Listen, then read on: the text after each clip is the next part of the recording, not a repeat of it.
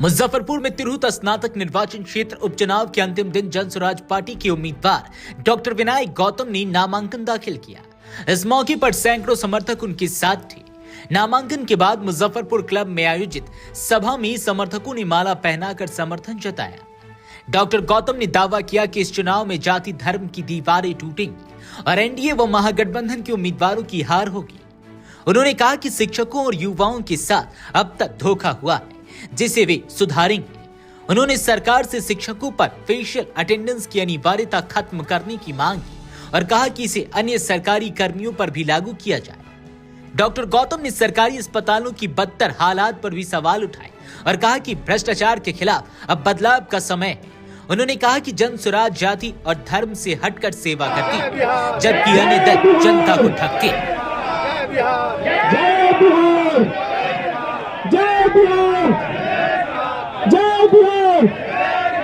Doctor Vinayak Gautam जिंदाबाद।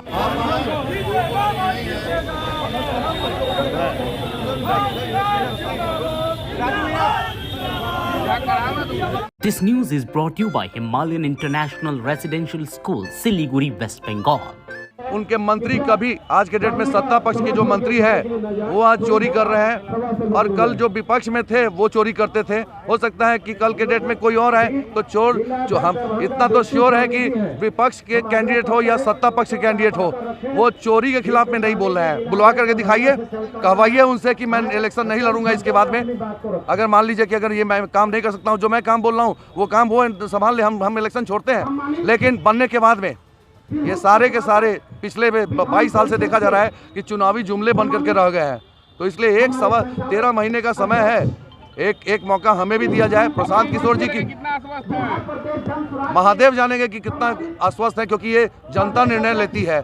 अगर मेरे हाथ में होता तो मैं आज के डेट में अमर सिंह जी एक कैंडिडेट हैं, वो भी बहुत अच्छे कैंडिडेट हैं, जो हमारे जनसुराज के द्वारा एक कैंडिडेट थे, तो वो भी आज हमारे डेट में बगल में ही बैठे हुए हैं। तो जितने भी जनसुराज के कैंडिडेट रखे गए वो सब के सब अपने कहीं ना कहीं फील्ड में बहुत अच्छा कर रहे थे। अमर सिंह जी बहुत सारे स्टूडेंट्स को फ्री एजुकेशन दे रहे हैं, अपने इंस्टीट्यूट के माध्यम से बहुत लोगों को फ्री में एजुकेशन दे रहे हैं। तो कैंडिडेट हमारे यहाँ पर चुनाव किया गया है अपने योग्यता के आधार पर, जबकि बाकी पार्टियाँ जो कैंडिडेट चुन रही है वो जाति के आधार पर चुन रही है।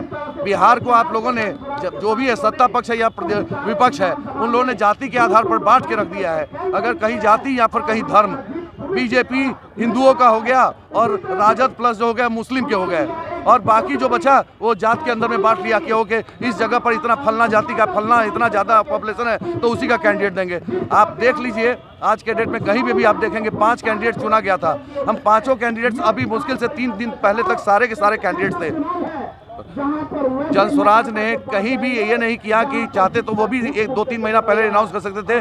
कहीं से भी मान लीजिए देवेश चंद्र ठाकुर जी एक ब्राह्मण समुदाय से आते हैं, तो ब्राह्मण समुदाय से आते हैं तो ब्राह्मण यहाँ मुजफ्फरपुर और तिरहुत स्नातक क्षेत्र में बहुत सारे थे, लेकिन उन्होंने जाति जरूर चुना, लेकिन कैंडिडेट एक आयातित कैंडिडेट बाहर से कैंडिडेट चुना।